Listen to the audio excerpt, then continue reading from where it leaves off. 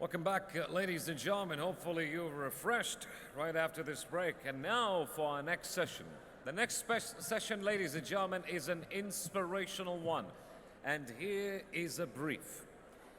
Our next speaker grew up suffering from severe stuttering, but now is a winner of the Toastmasters World Championship of Public Speaking. Mohammed Gahtani won after several eliminating rounds over a period of 6 months against 30,000 participants from more than 100 countries. He is also a 5-time TEDx speaker and a certified trainer with more than 1,000 lectures given in over 30 countries.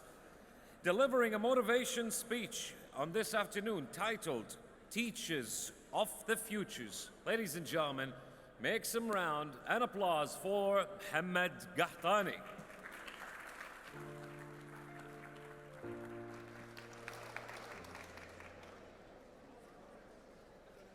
Ladies and gentlemen, good afternoon. I need more energy than that. Good afternoon. Fantastic. Actually, it's still morning, so good morning. All right, usually every time I speak, I start by taking a selfie with my audience. Do you guys mind? Do you mind? Fantastic. All right. Everybody smile, please. No creepy smiles, if you don't. Thank you. Speaking of photos,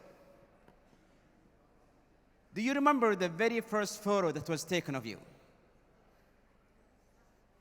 How old were you?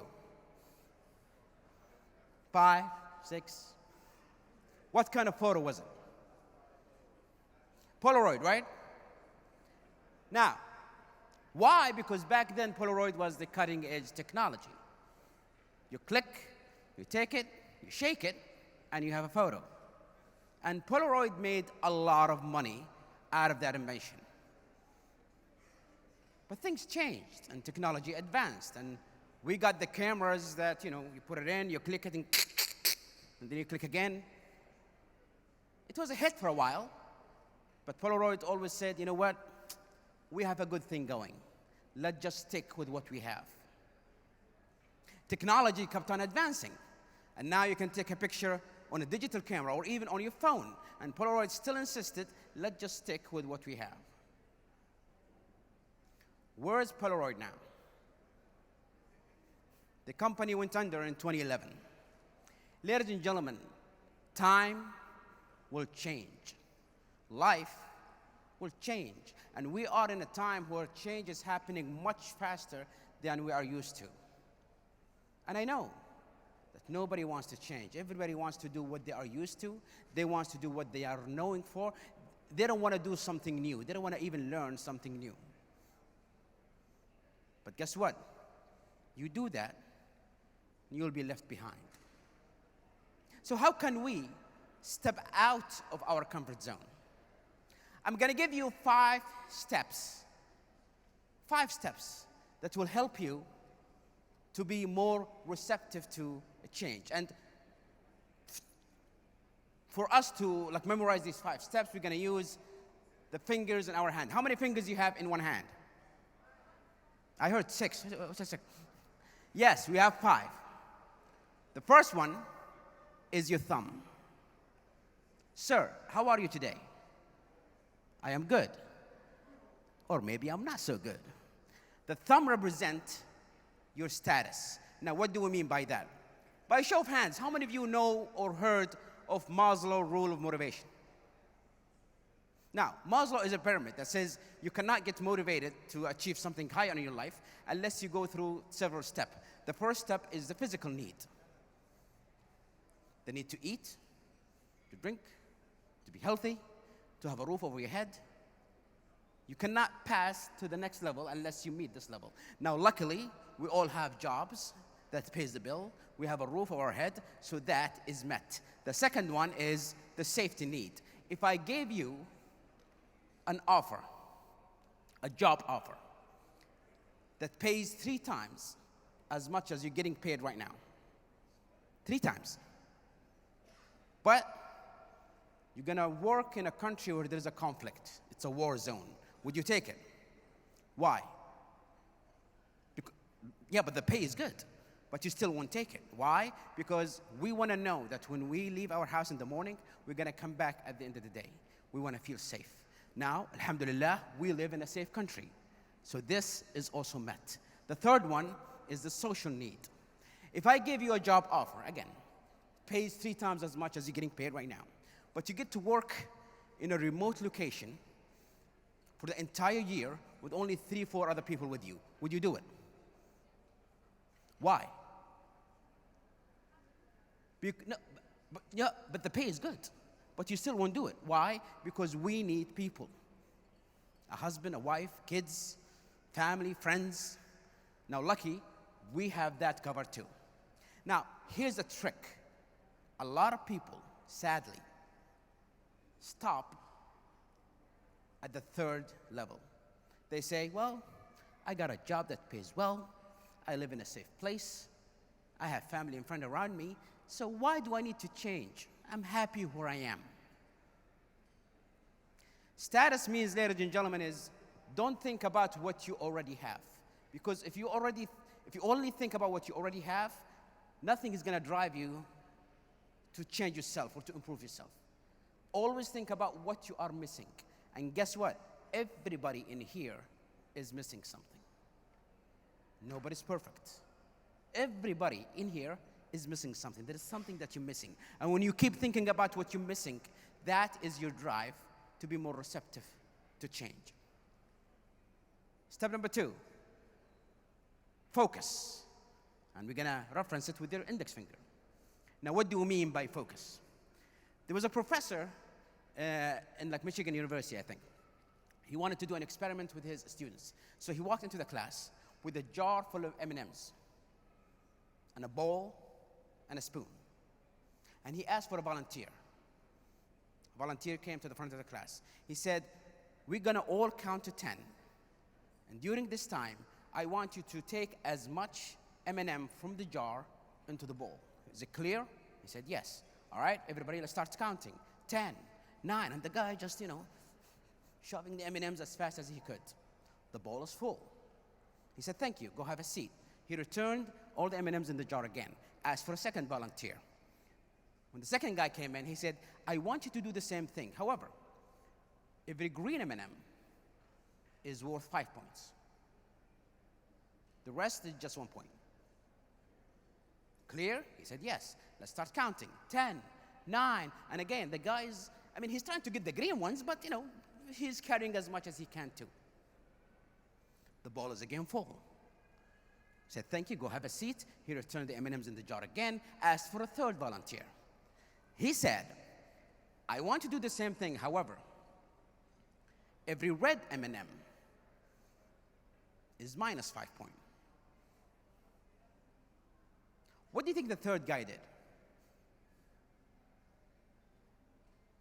He was trying very carefully not to take any of the red M&Ms. By the end, only few M&Ms were in the bowl.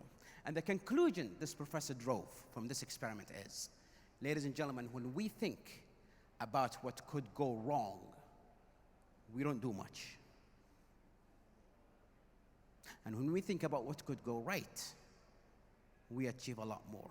Now, I'm not saying that you should be careless or reckless, no. But we shouldn't just jump to thinking wrong. Here's an experiment I'm gonna do with you, and I want you to do it the next time in your workplace or whatever when you have a meeting. The same thing will happen again. Now, I'm gonna need a volunteer. I want this volunteer to give me an idea that will make your workplace more fun. Now, when this volunteer gives me this idea, I'm gonna point to random people in the audience. And I want you to start speaking about this idea. But I want you to start with yes, but. So, who wants to give me an idea to make the workplace more fun? Anybody? Over there. Would you please just pass me the mic, please? Give me an idea that will make your workplace more fun. Wa alaikum assalam.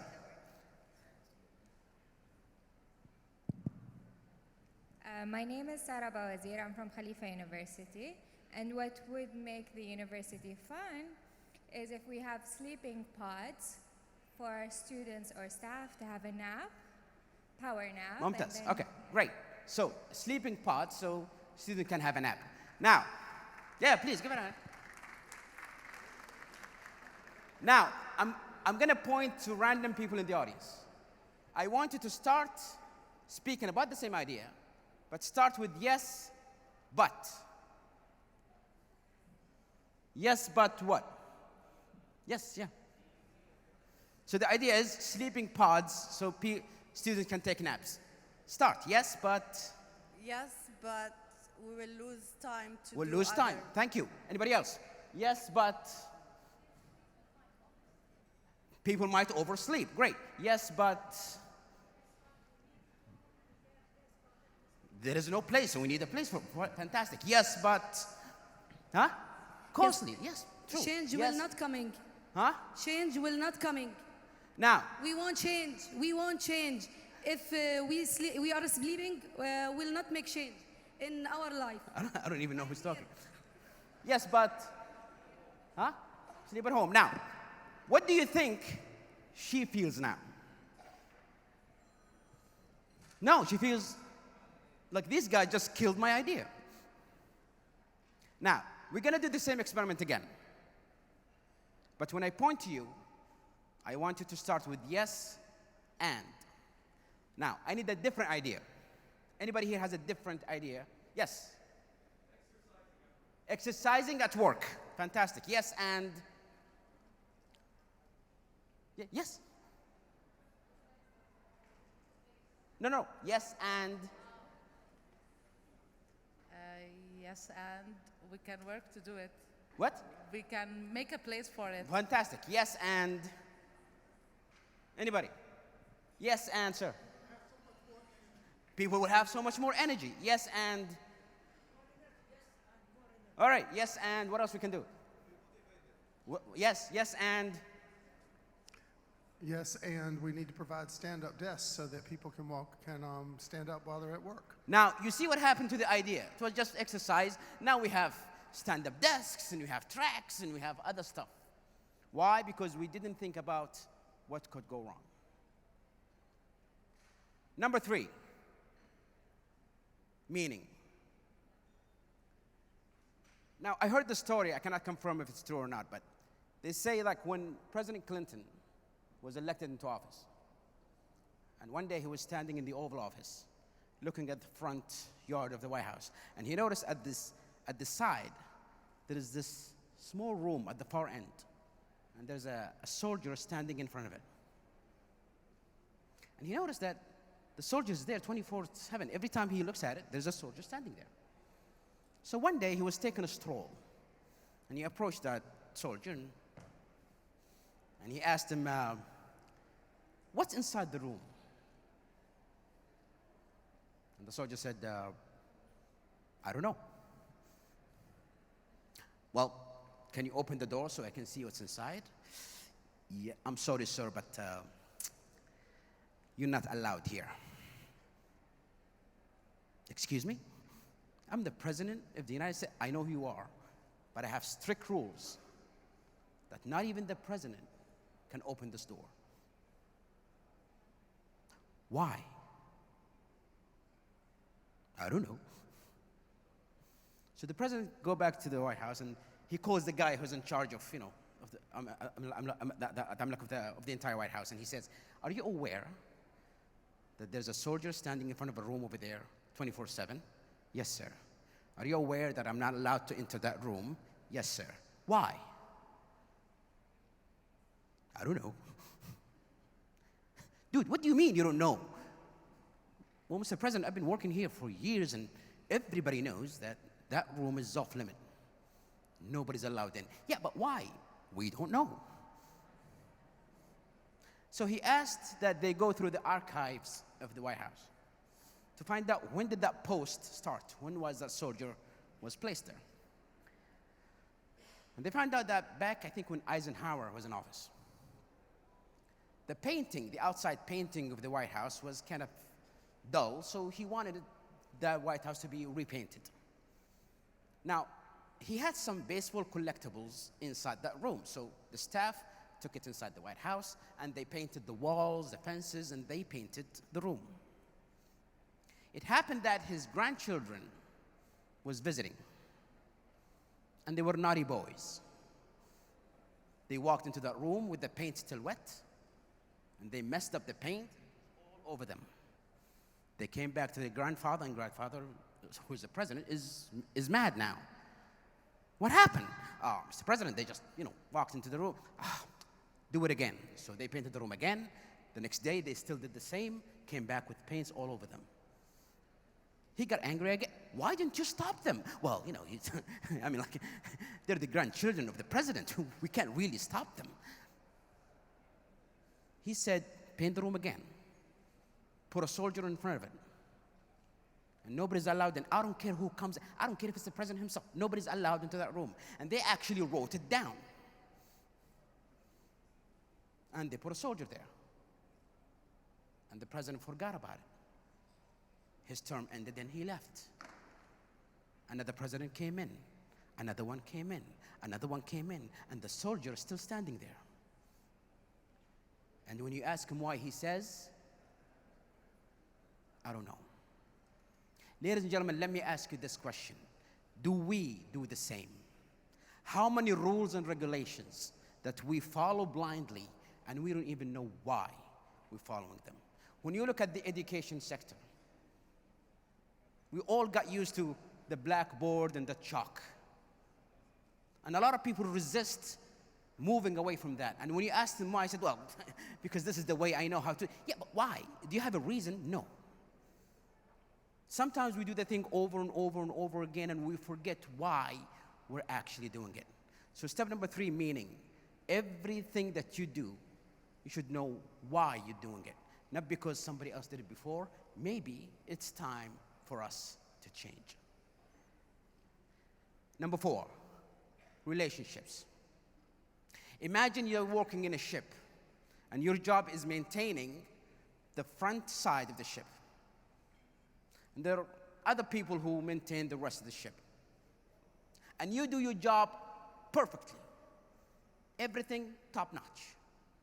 But the guy who's at the back of the ship is lousy at his job, or he's not doing it well. Now, you could easily say, well, it's not my problem, right? I did my part. I don't care about what he's doing. It's not my problem. But guess what? If something wrong happened in the ship, the entire ship will sink, including you. Relationship means nobody can carry this change by themselves. Either we do it as a team, or it's not going to be done at all. Earlier today, His Excellency said something that resonated with me. He said, when the doors are closed, every teacher is the minister of education in his classroom. Meaning, yes, meaning the vision from the top has to cascade all the way to every single teacher in every single class. Technology is evolving so fast, and if we don't keep up, we will be left behind. Last step, strategy. I had a friend of mine who used to weigh 160 kilograms. The guy was huge. And one day he was rushed to the ER because he has the clogged artery and he almost died. And after the doctor saved his life, he said, you're in a very critical situation. Your heart is weak. We cannot even do liposuction, like nothing, but you still have to lose 80 kilograms. That's half of his weight. If I said to you to lose 80 kilograms, what do you say? Don't top size.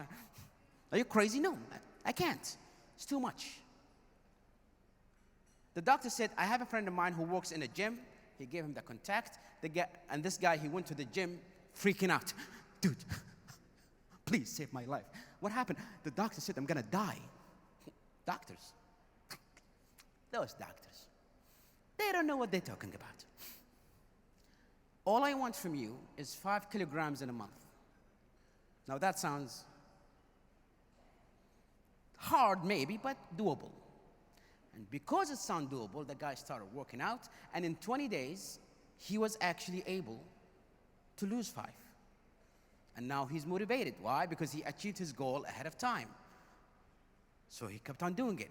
He lost another 5, another 5, another 5, another 5, and in 10 months, he lost the 80. But if he kept looking at the 80, he would never have done it because it's too big and it's too scary. Change, ladies and gentlemen, is the same. When change comes, it might be too big and too scary to the point that we just paralyze and we just stop and say, well, guess there is nothing in my hand to do. Start with the simplest step. Don't even think about the big final goal. Just ignore it for a minute. Just start with the simplest step. You achieve that, do the next one, and then the next one, and then the next one, and you will find yourself achieving what you thought is impossible. Ladies and gentlemen, don't think about what you already have. Always think about what you're missing. Don't focus on what could go wrong. Focus on what could go right. Every step that you take, don't take it blindly. Just know why you're doing it. Get a team to work together in one simple goal. Start with the simplest step that has the highest impact. And my fellow beautiful audience, when you get asked, why are you doing what you're doing? Your answer better not be, thank you so much for listening.